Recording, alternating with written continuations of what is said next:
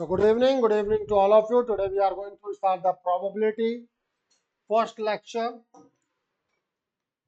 Probability में देखो बेटा, ये मैथ्स की वो ब्रांच है जिसमें श्योरिटी नहीं है, जिसमें आप वर्कआउट करेंगे कि क्या पॉसिबिलिटीज हैं, क्या संभावनाएं हैं किसी पर्टिकुलर इवेंट के होने की। यहाँ एक टर्म हमारे सामने बहुत आएगा, random experiment. To be very frank, मैंने बहुत पढ़ाया है लोगों को, और जब ड्रॉपर बैच में मैं सिंपली इतना डेफिनेशन पूछ देता हूँ, what is the random experiment, तो लोग जो 100 आउट ऑफ 100 भी पा गए थे मैथ्स में, वो ये नहीं बता पाए थे कि what is the random experiment. तो कृपया कर आपके साथ ऐसा ना हो, ये थोड़ा सा इंश्योर कर लेना। रैंडम एक्सपेरिमेंट है क्या? If an experiment when repeated under identical condition, the conditions are identical. If an experiment when repeated under identical condition do not produce the same outcome, वो सेम आउटकम नहीं देता है every time, but outcomes in trial is one of the several possible outcomes. मतलब जितने भी possible outcome है वो in advance known होंगे, कोई नया चीज नहीं आ सकता, बट क्या आएगा ये नहीं पता। जैसे while throwing a dice, आपको ये पता है कि 1 2 3 4 5 6 में कुछ आएगा, बट क्या आएगा ये नहीं पता है। So that will be the random experiment. While tossing a coin, इधर इट विल बी हेड और इट विल बी टेल, इन्हीं में से कुछ आएगा, बट क्या आएगा ये नहीं पता। महाभारत के गेम में शकुनी नाम का एक कैंडिडेट है, अगर आप जानते हो, दुर्योधन के मामा जी। जब वो द्युत क्रीड़ा में खेल रहे हैं तो बाकी सबके लिए तो रैंडम एक्सपेरिमेंट है, बट जब शकुनी पासा डाल रहा है तो वो शकुनी के लिए रैंडम एक्सपेरिमेंट नहीं है, क्योंकि उसे पता है कि क्या है। रैंडम एक्सपेरिमेंट को समझने की कोशिश करना। रैंडम एक्सपेरिमेंट में पॉसिबल आउटकम्स आपको एडवांस में पता होंगे कि किन में से आएगा, बट ये नहीं पता होगा कि क्या है। That is known as random experiment. Note करते हो।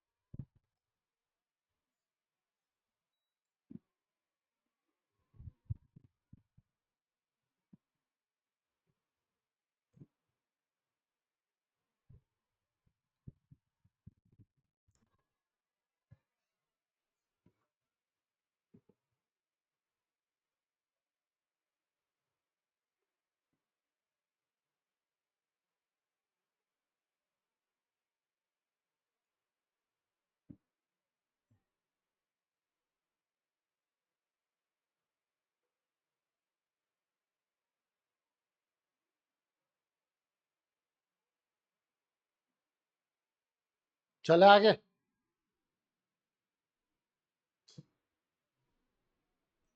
इसके बाद हमारे पास है कुछ terms.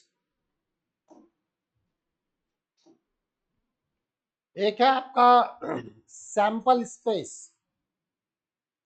The set of all the possible outcomes, the set of all the possible outcomes of a trial. Trial का मतलब random experiment is called the sample space. यहीं तक नोट कर लेना, इसमें कोई दिक्कत नहीं है।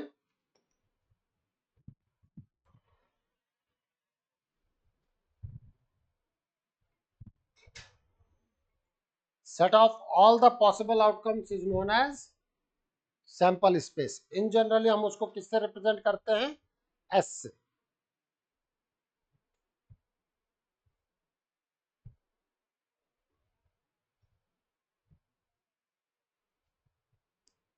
ठीक है। एग्जाम्पल क्या है? If a dice is thrown once then the sample space S is 1 2 3 4 5 6, सारे पॉसिबल आउटकम्स।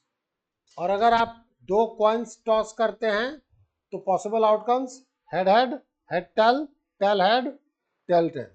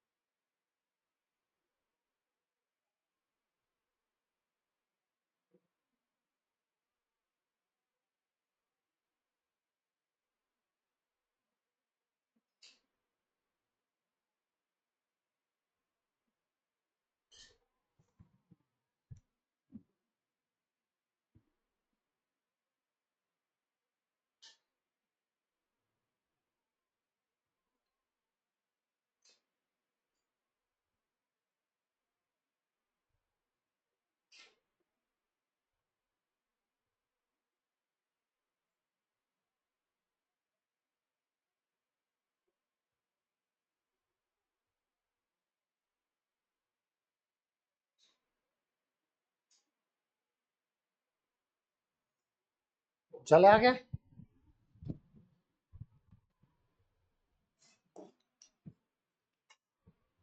इसके बाद है हमारे पास इवेंट। इवेंट में जो भी सैंपल स्पेस के सबसेट होंगे, कोई भी इवेंट होगा वो होगा तो सैंपल स्पेस में ही ना। सैंपल स्पेस के subset those are known as event. अब उसमें दो हैं, एक सिंपल, मतलब कई तरीके के हम नाम देते हैं। Simple event and event containing only a single sample point is called an elementary simple event.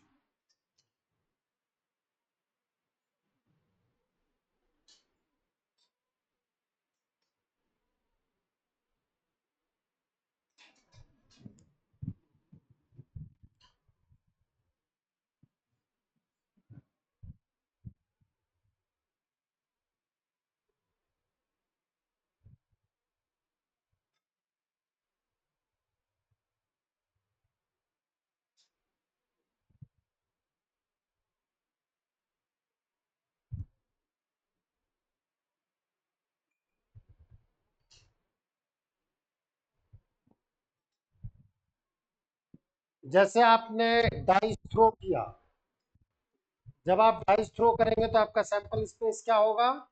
1 2 3 4 5 6। अब हम बात करें event of coming odd number which is not prime. Event of coming odd number which is not prime, तो 3 और 5 दोनों prime number है, ध्यान रखना। 1 is the element which is odd but not prime. One is neither prime nor composite. हम कह सकते हैं event even prime number. Favourable condition एक एक ही आ रही है, हाँ या ना? सिंगल सैंपल पॉइंट, जहां पर एलिमेंट जो है वो एक ही हो, फेवरेबल कंडीशन में एक ही एलिमेंट आए, that is known as simple event. Note करते हुए example.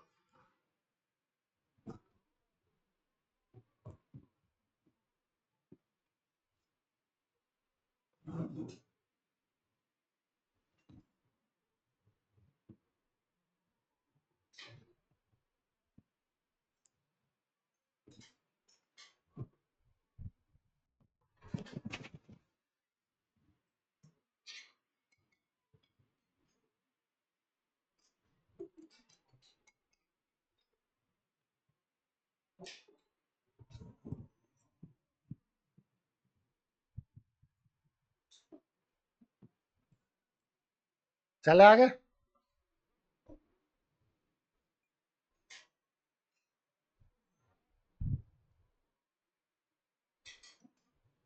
In a single toss of coin, the event of getting head is a simple event. एक एग्जांपल ये था, एक एग्जांपल ये।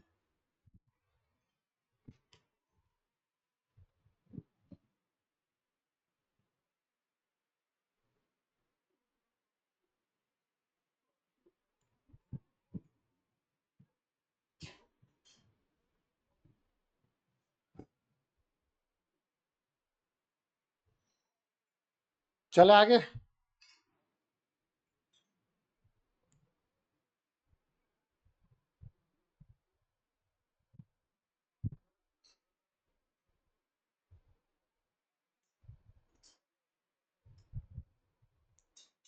Compound event, events obtained by combining or together two or more elementary event are known as the compound event or decomposable event।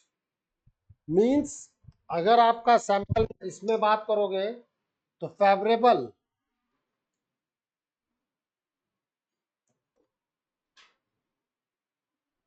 Cases will be more than one.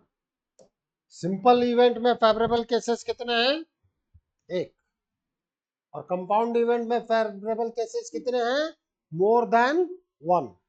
मतलब at least two तो होंगे।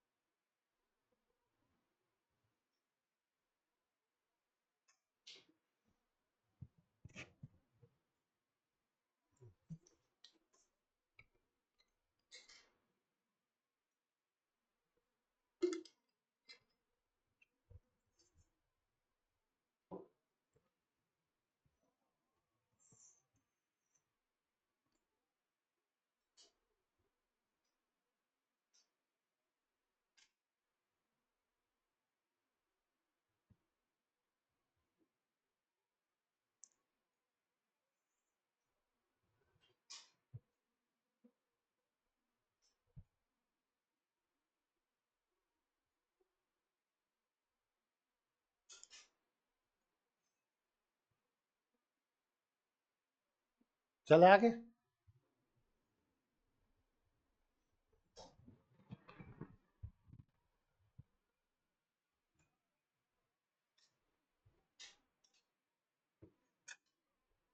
For example, in a single throw of pair of dice, the event of getting doublet is the compound event because this event occurs if and only if the elementary events are। Doublets का मतलब दोनों same. अगर आप दो dice फेंकते हैं then you are having the total number of outcomes is 36। 36 में ये 6 एलिमेंट्स आपके पास डबलेट के लिए फेवरेबल है। भाई सैंपल स्पेस क्या आएगा आपके पास? 1 1 1 2 1 3 1 4 1 5 1 6। यस और नो? चलते चलते लास्ट में 6 1 6 2 6 3 6 4 6 5 6 बात समझ में आई कि नहीं आई भाई? Total you are having 36 elements in the sample space. और डबलेट्स जो इवेंट है उसमें आपके पास 6 फेवरेबल केसेस हैं। मैंने क्या बताया था आपसे के पास? Favourable cases will be more than 1। समझ में आ रहा है पीयू कि नहीं आ रहा?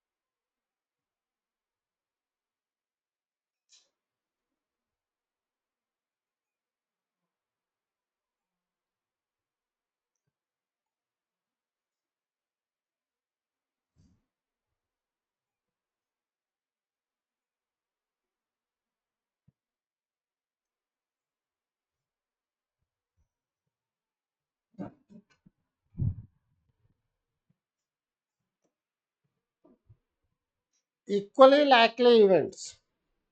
Two or more events are said to be equally likely events if they have same probability.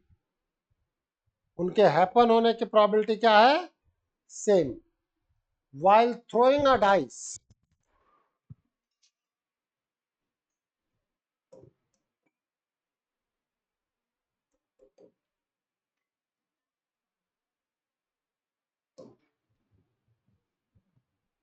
Dice आपने थ्रो किया तो सैंपल स्पेस कितना है? 1 2 3 4 5 6। यस और नो? और आपके पास इवन मैं कहता हूं इवेंट ऑफ गेटिंग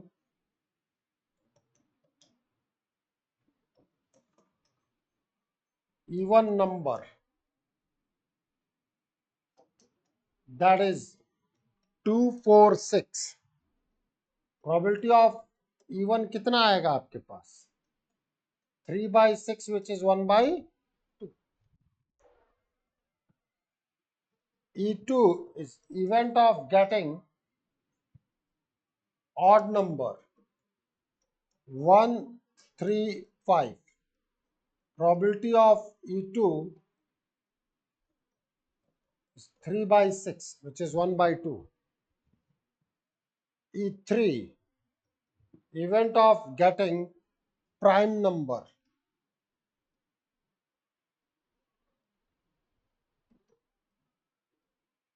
2 3 5।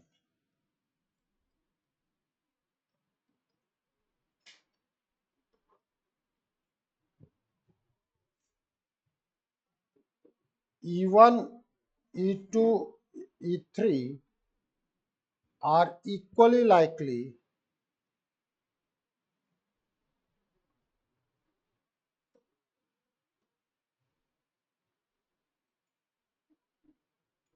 events।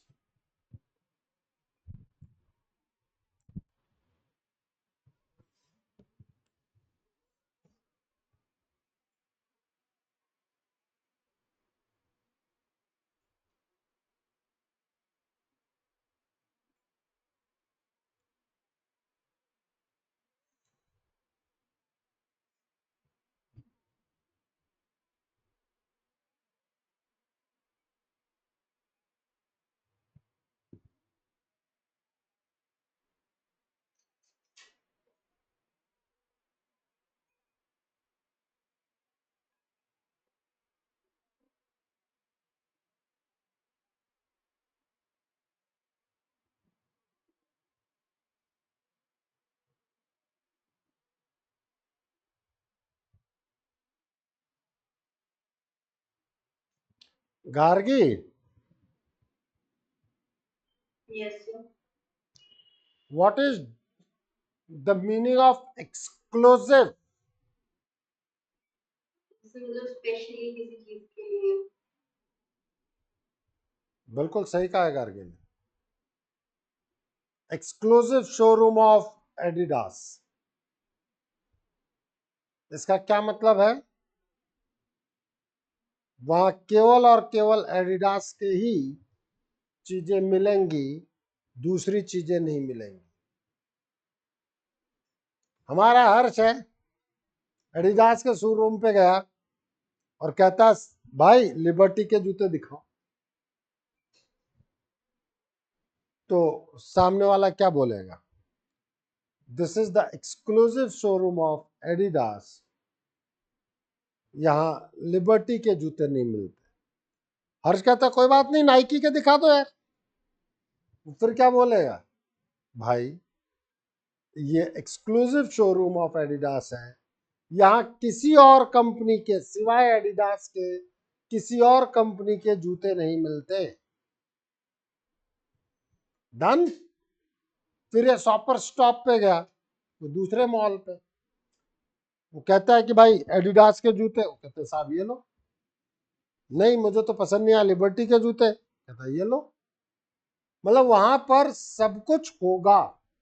हो सकता है कुछ ब्रांड ना हो, बट मल्टीपल ब्रांड्स हो सकते हैं, एक के साथ साथ कुछ और ब्रांड्स भी होंगे। एक्सक्लूसिव में ये इंश्योर होगा कि अगर एक है तो बाकी नहीं होंगे। गलती से भी ये मत सोचना कि मैं टाइम पास करने के मूड में हूं। यहां पर आपके सामने है म्यूचुअली एक्सक्लूसिव और disjoint events. Events are said to be mutually exclusive or disjoint if occurrence of any one of them prevents the occurrence of all the other.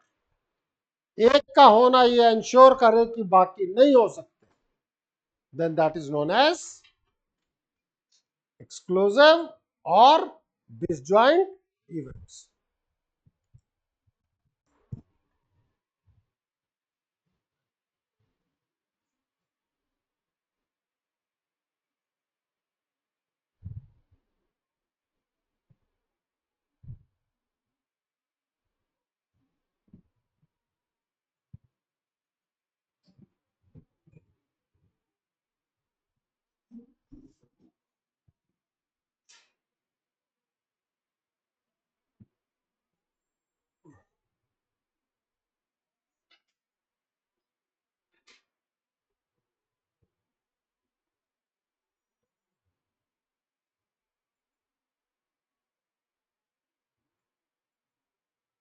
Prevents का क्या मतलब होगा? Does not occur.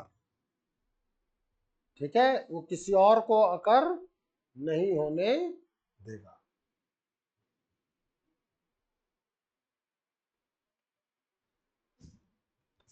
अरे विराज, आवाज clear है कि नहीं है? यस सर, बिल्कुल क्लियर है।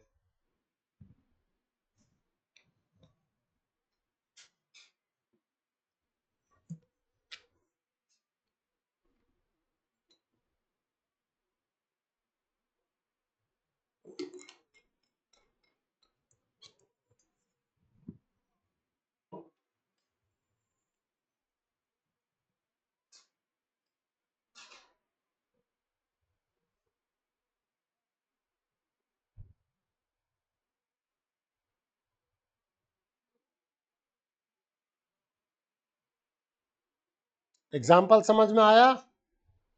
ई जो है वो है गेटिंग इवन नंबर, एफ जो है वो ऑड नंबर। अगर इवन और अगर इवन नंबर आया है तो ये श्योर है कि ऑड नहीं आ सकता। तो ये दोनों क्या है? Mutually exclusive. A1 and A2 are mutually exclusive events if A1 intersection A2 is 5। आप याद करें डिसजॉइंट सेट क्या हुआ। यहाँ आपकी सेट थ्योरी में बहुत सारी चीज सामने आ जाएगी। अभी प्रोबेबिलिटी में सेट थ्योरी सामने आएगी पूरी। यूनियन, इंटरसेक्शन और वो लास्ट वाली सारी चीज सामने आ जाएगी।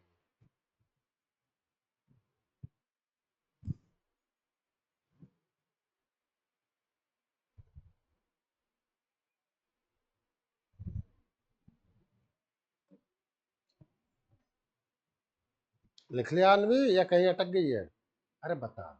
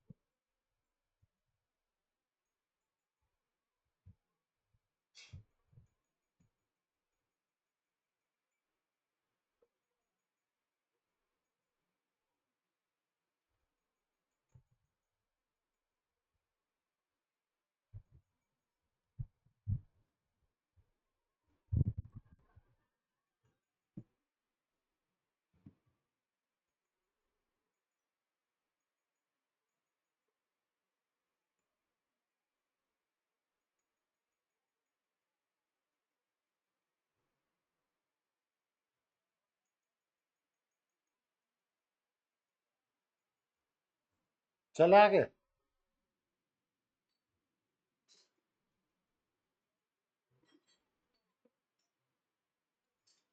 Exhaustive events.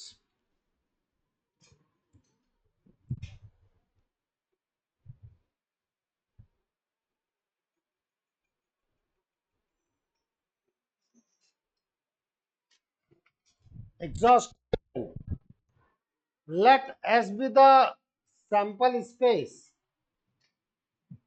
S जो है वो सैंपल स्पेस है, and E1, E2, E3 up to En are the events associated with that random experiment. If union of all the events, if union of all the events form the sample space, then E1, E2, E3, En are known as exhaustive events।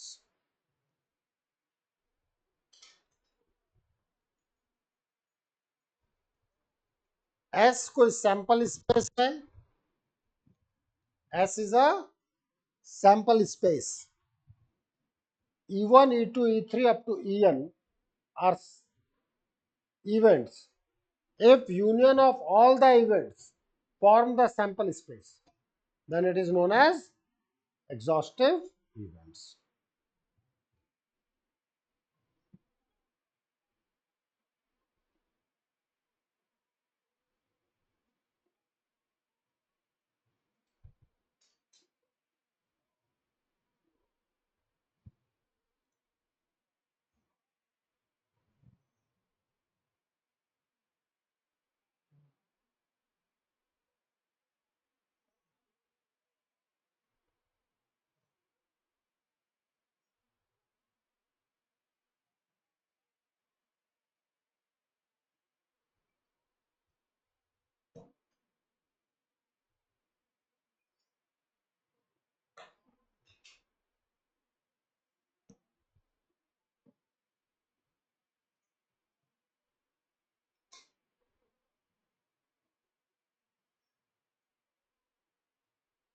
चले आगे।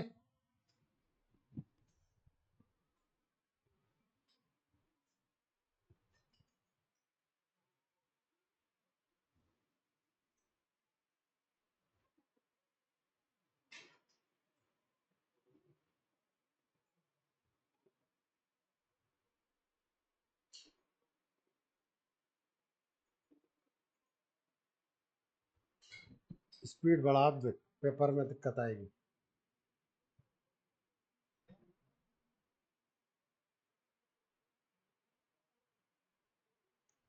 Actually question में तो मैं फिर भी step छोड़ दूं, definition में छूट गया दिक्कत हो जाएगी। While throwing a dice, अब हम कुछ एग्जाम्पल ले रहे हैं। हमने डाइस थ्रो किया तो आपके पास जो सैंपल स्पेस आएगा वो 1 2 3 4 5 6। हम कहते हैं let E1 is the event of getting even number. E2 is the event of getting odd number. E3 is the event getting prime number.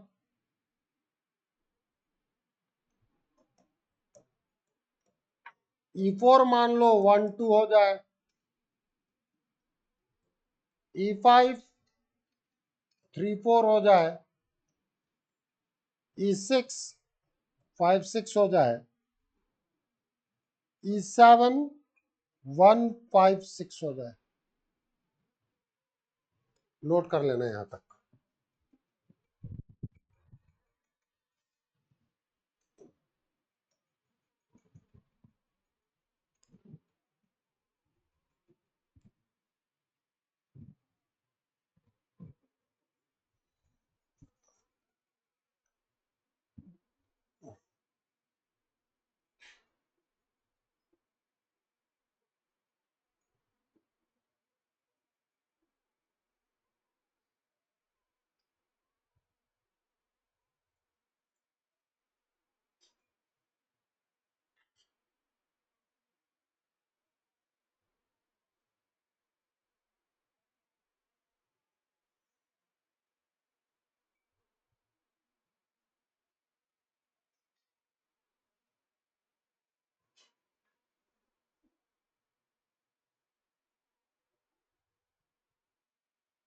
चले आगे.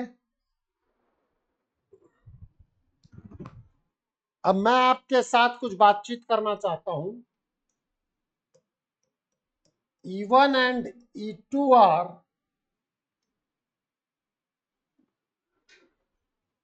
mutually exclusive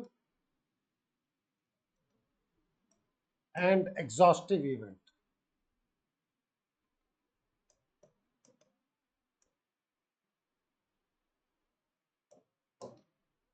Do you agree with me or not?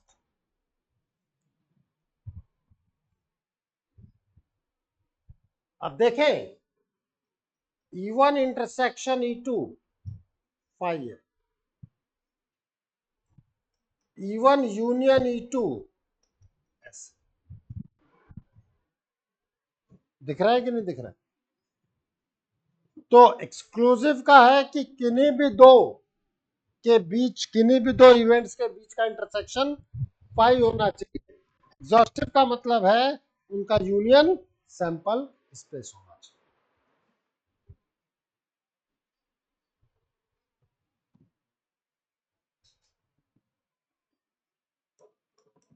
E1, E2 and E3 are not mutually exclusive,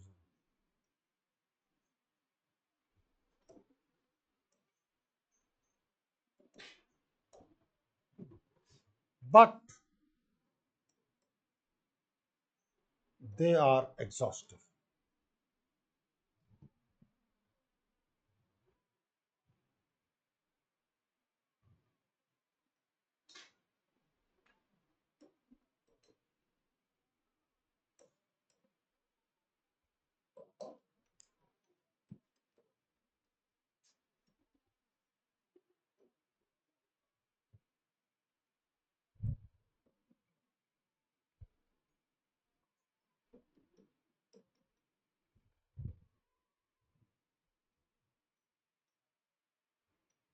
mutually exclusive में क्या था? If occurrence of any one of them prevents the occurrence of all the others, बाकी नहीं हो सकते. मतलब किन्हीं भी दो के बीच में फाई नहीं हो सकता. मतलब फाई होना चाहिए. अगर आप यहां देखें तो अगर E1 हुआ है और अगर E1 में 2 आ गया तो E1 के साथ साथ 3 भी E3 भी हो जाएगा. हाँ या ना? इन दोनों का इंटरसेक्शन पाई नहीं है. That's why it is not mutually exclusive. But union जो है वो सैंपल स्पेस है. That's why they are exhaustive.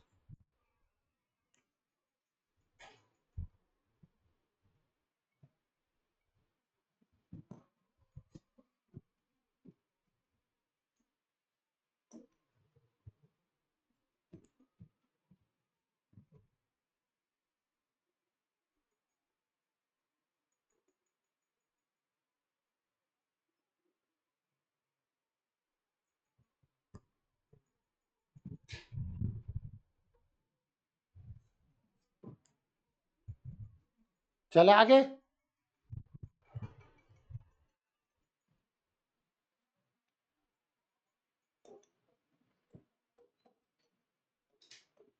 E4 and E5 are mutually exclusive,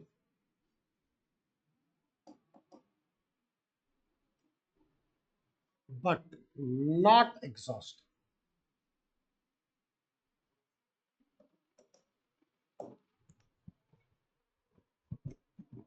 exclusive तो है, एग्जॉस्टिव नहीं, क्योंकि E1 intersection E4 intersection E5 5 है, बट यूनियन सैंपल स्पेस नहीं.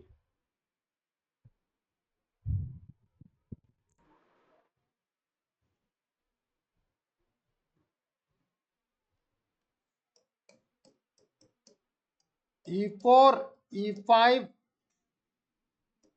and E6 are mutually exclusive and exhaustive events.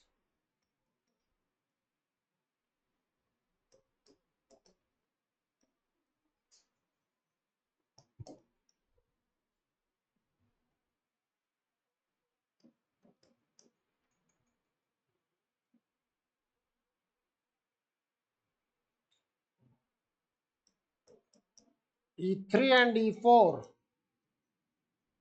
are neither exclusive nor exhaustive.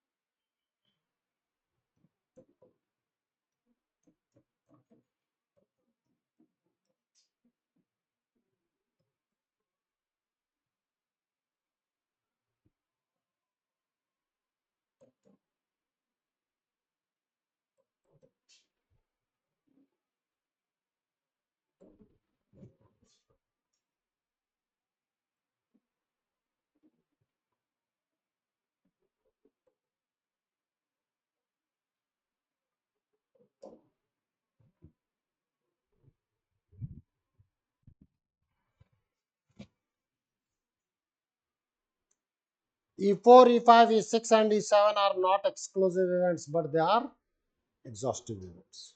देख लो, union निकालो, sample space. E4 और E7 सबको देख लो इंटरसेक्शन, बाकी तीन के तो ठीक है, जैसे E7 के साथ आएगा इंटरसेक्शन पाई नहीं है.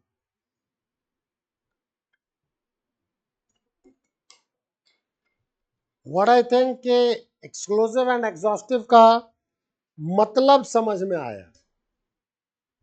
हाँ या ना?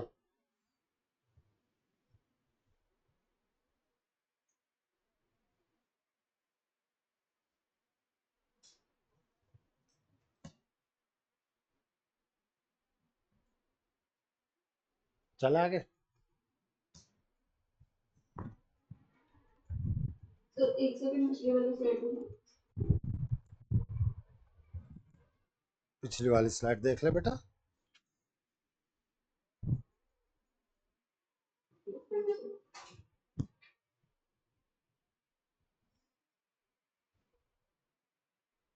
चले आगे.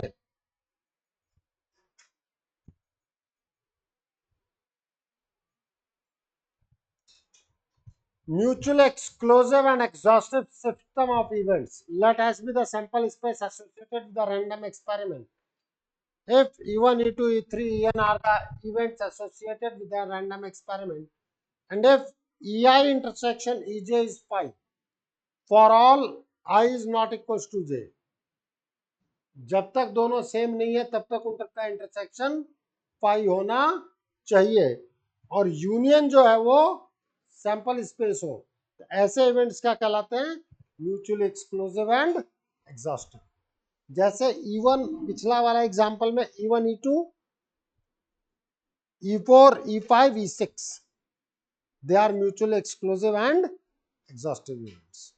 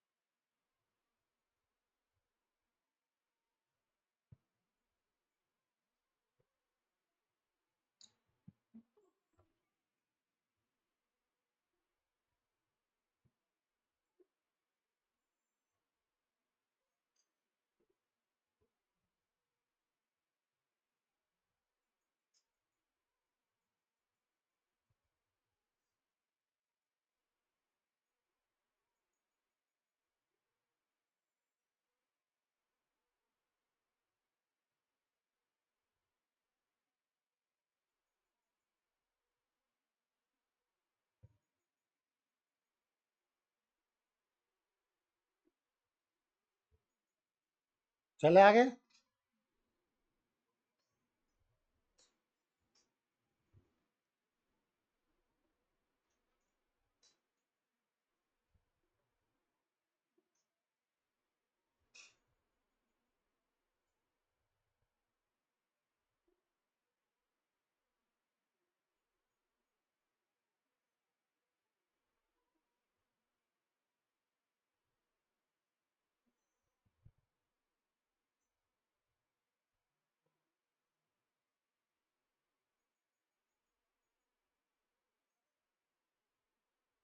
चले गए ना आगे।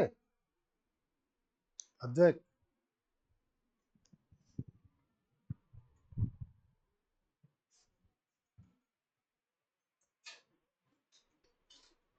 फेवरेबल नंबर ऑफ केसेस, ये हम सबको पता रहते हैं, जो इवेंट के होने में सपोर्ट करे दैट इज फेवरेबल, और जो नहीं करे वो नॉट फेवरेबल।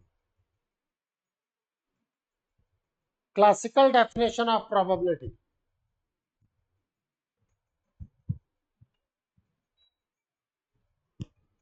प्लीज।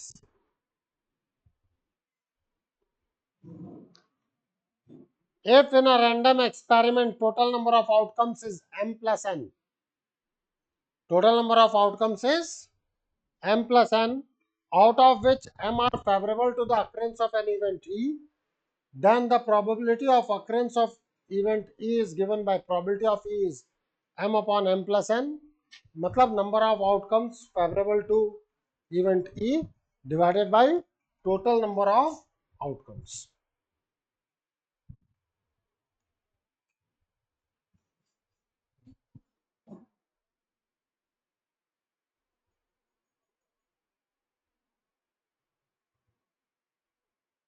ये आपने 10th क्लास में डेफिनेशन पढ़ी है, सर्कल तेरे को पढ़ाई थी हमने। याद नहीं है ना?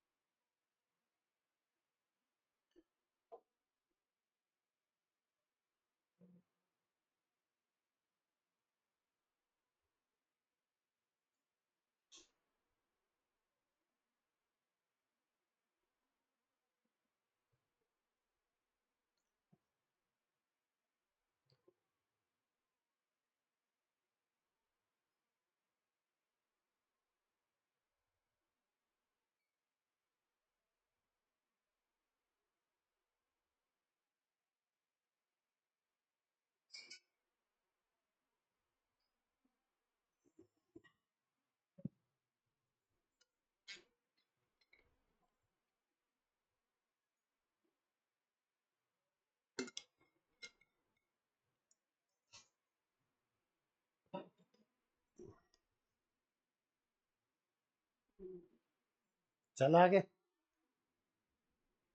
तो number of favourable outcomes divided by total number of outcomes.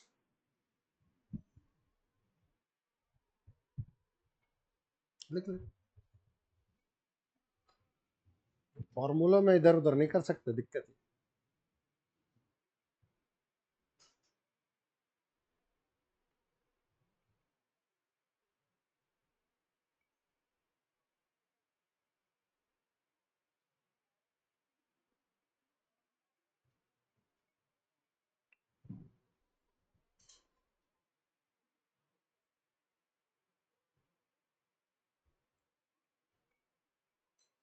आप याद करें complement of a set A क्या था? ए बार। आओ भाइयों सेट थ्योरी। यह है आपका सैंपल स्पेस एस, पूरा सेट। यह इवेंट ई जिसमें नंबर ऑफ फेवरेबल कंडीशन जो है एम है।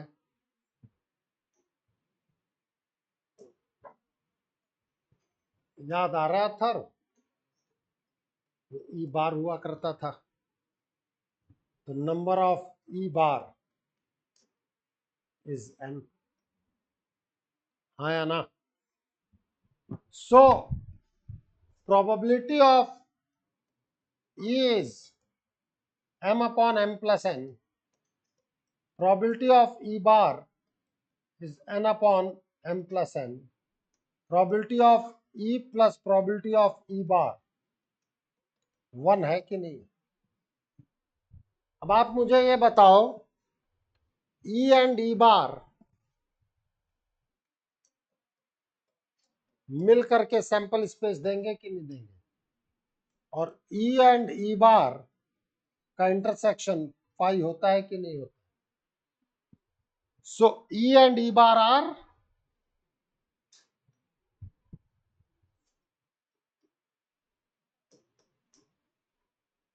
Mutually exclusive and exhaustive events.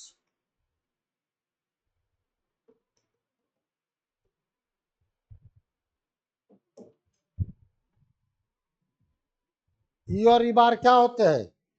Mutually exclusive and exhaustive events. बात समझ में आ रही है सर्कल की नहीं आ रही है?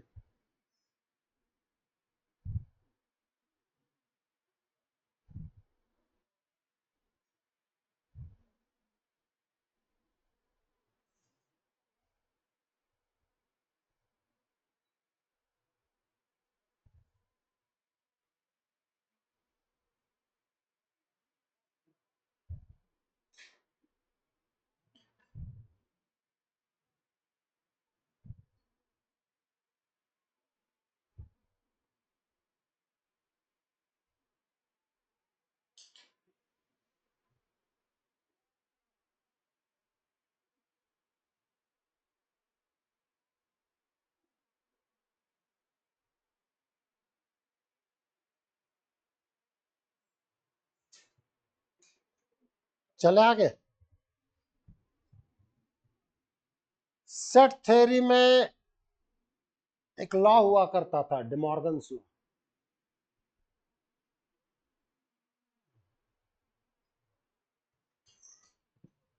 उससे भी यहां यूज आएगा बेटा।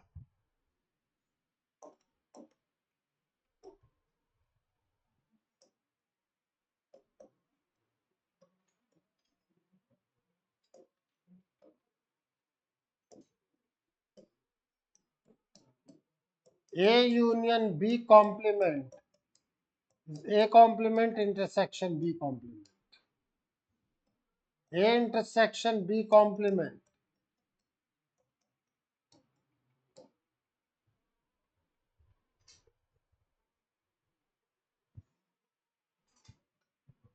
Once upon a time there was set theory.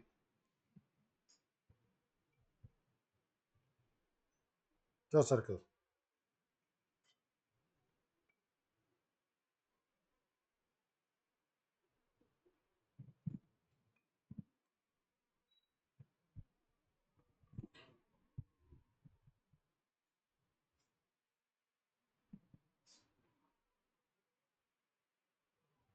Playing cards के बारे में कई लोग जानते हैं, कई लोग नहीं जानते हैं। देखो बेटा,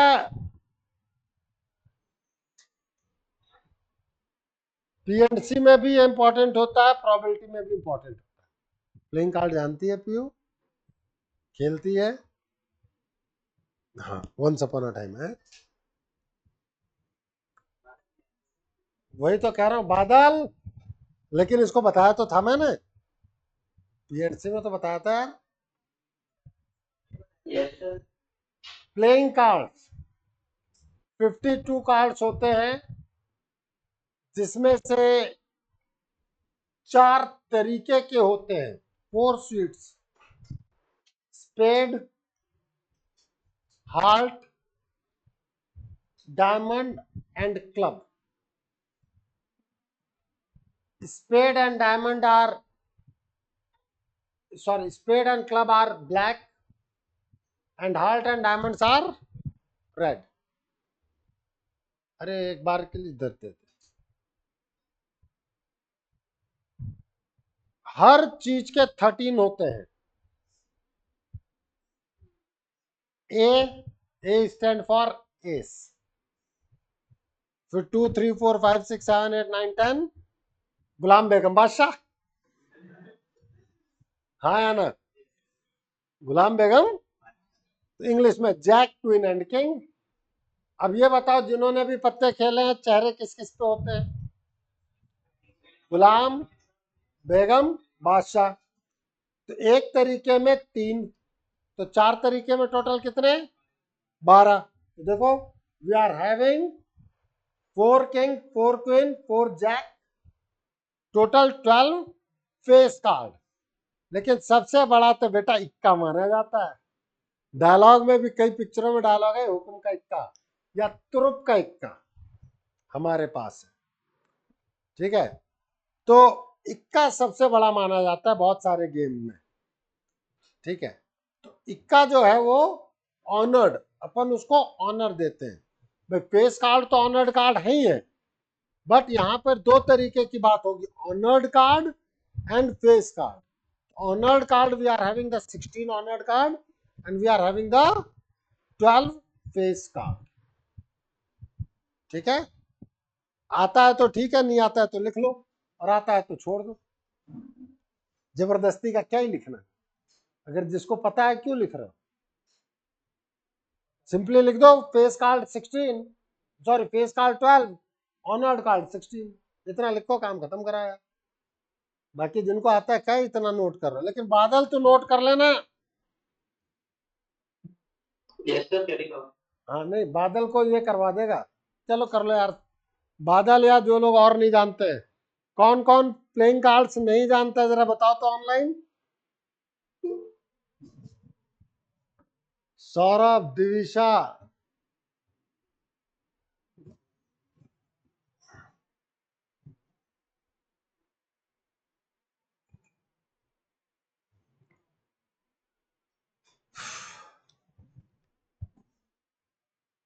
बहुत सारी चीजें होती भैया।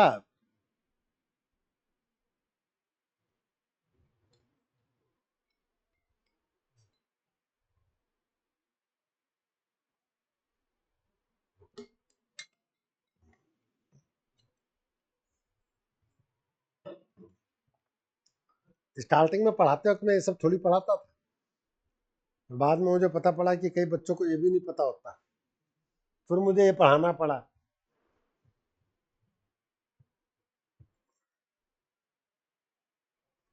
तेरे को पता है नहीं पता?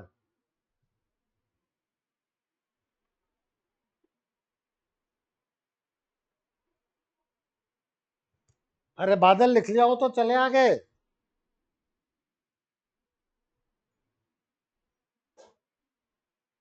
अरे हाँ, मैं वही कह रहा हूँ, आवाज आ रही है नहीं आ रही?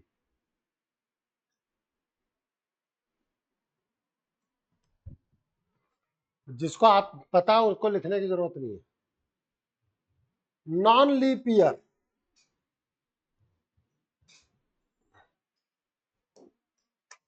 365 डेज। अगर आप 365 डेज के बारे में बात करते हैं तो इसमें 52 वीक होते हैं, एक दिन एक्स्ट्रा आता है।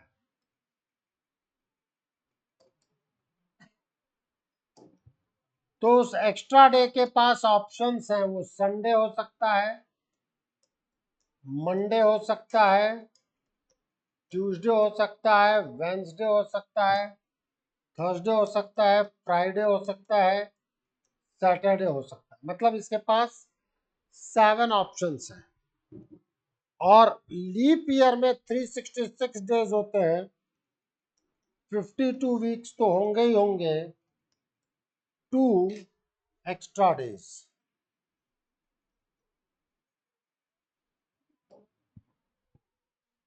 तो इसका जो सैंपल स्पेस बनेगा, Sunday Monday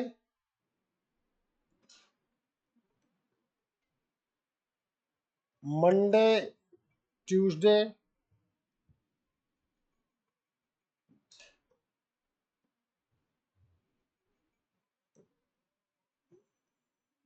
Tuesday Wednesday Wednesday Thursday Thursday Friday Friday Saturday Saturday Sunday.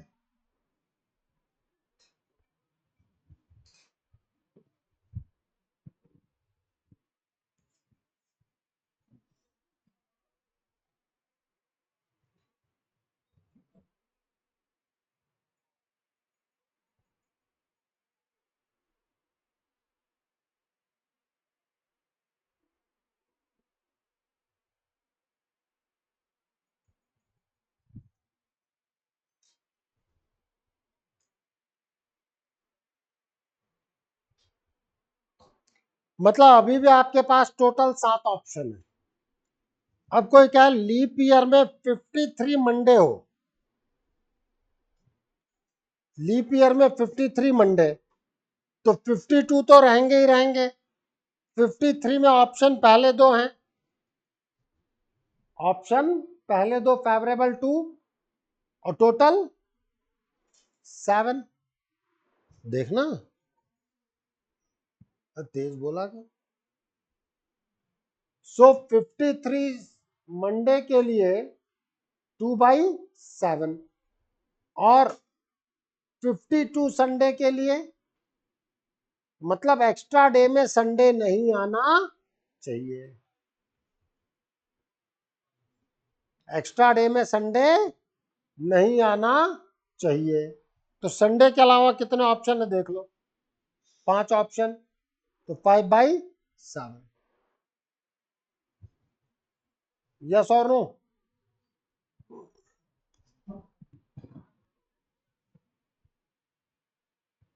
In a leap year we have 53 Sunday, तो 2/7 बता दिया मैंने आपको।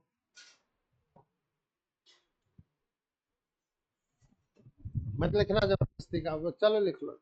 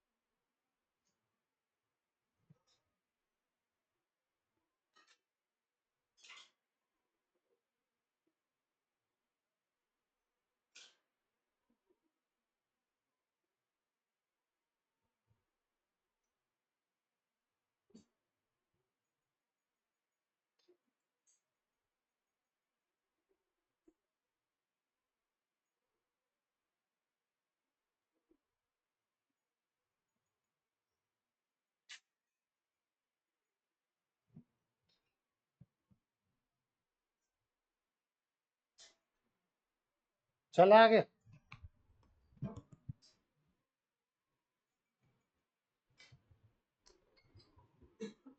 Three identical dice are rolled.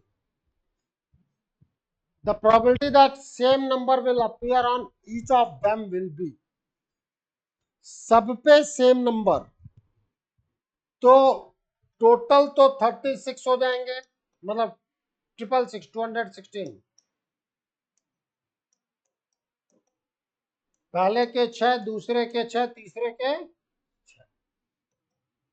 और फेवरेबल में है 111, 222, 333, 444, 555, 666. So what about the probability of E? 6 upon 6 into 6 into 6.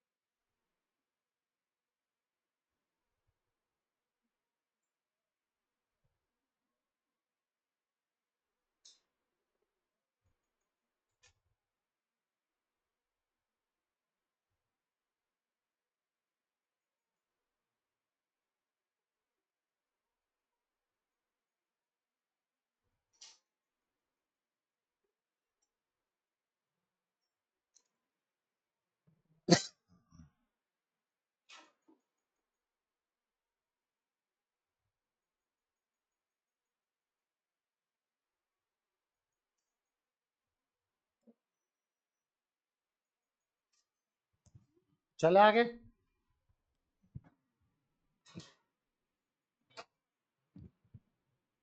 Three of 6 vertices of a regular hexagon are chosen at random. The probability that triangle with these three vertices is equilateral is equals to,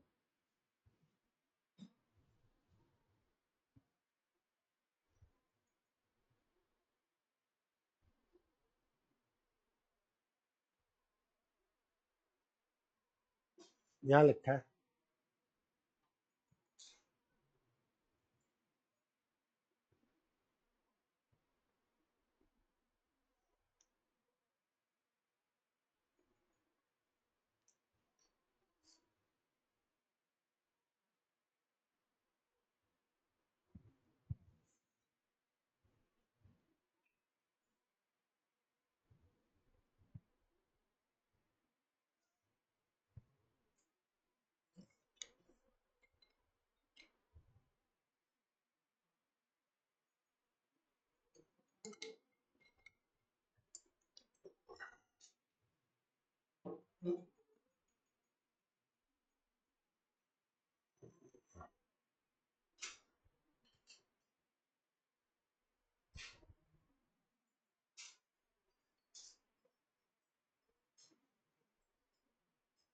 चले आगे।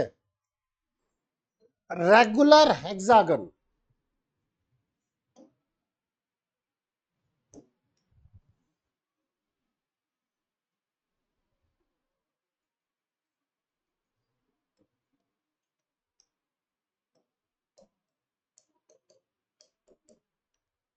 अब हर angle 120 degree का होता है,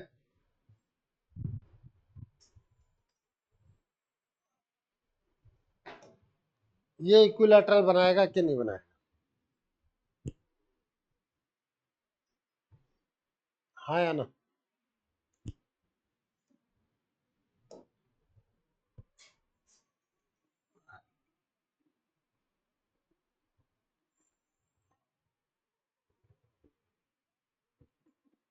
equilateral बनाएगा कि नहीं बनाएगा? यही दो ऑप्शन है, यही दो ऑप्शन है जब वो इक्विलैटरल बने। तो probability will be 2 upon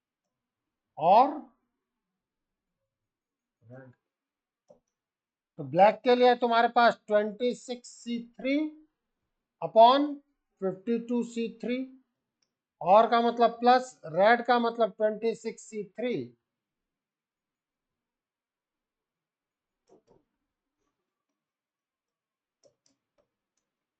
बताओ कोई दिक्कत है? सब कुछ कैलकुलेट अपन कर सकते हैं कि नहीं कर सकते?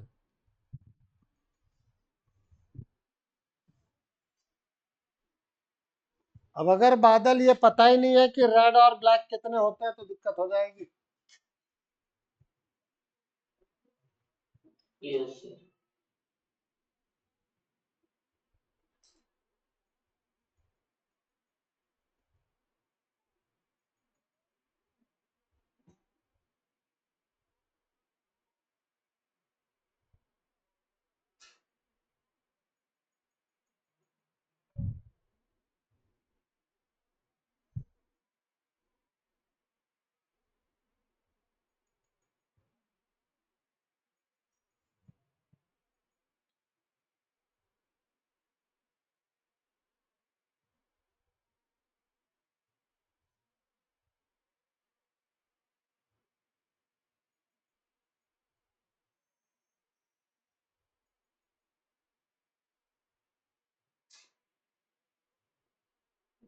चले आगे।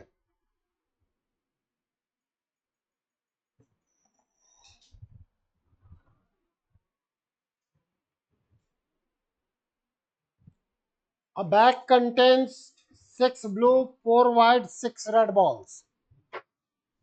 2 balls are drawn random. Find the probability that both balls are red.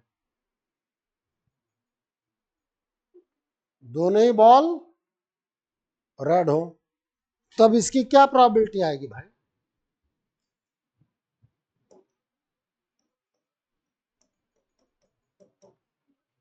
Six C 2 upon 16C2। Favourable के लिए ये होना चाहिए।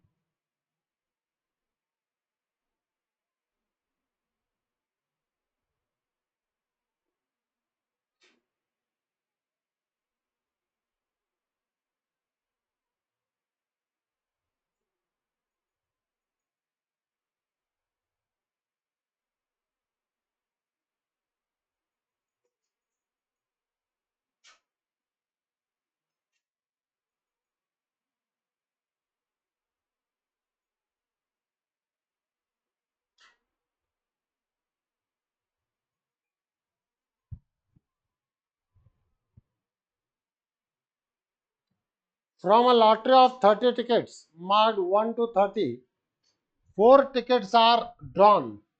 The chance that those marked 1 and 2 are among them. 4 ticket निकाले तुमने, टोटल कितने होते हैं? अगर कोई कंडीशन नहीं है, दिस इज टोटल, यस और नो?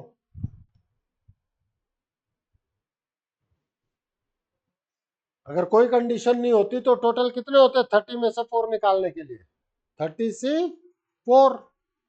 कंडीशन डाल दी कि 2 तो होने ही चाहिए। कौन कौन से? 1 and 2 विल बी डेफिनेटली। तो बाकी कितने बचे?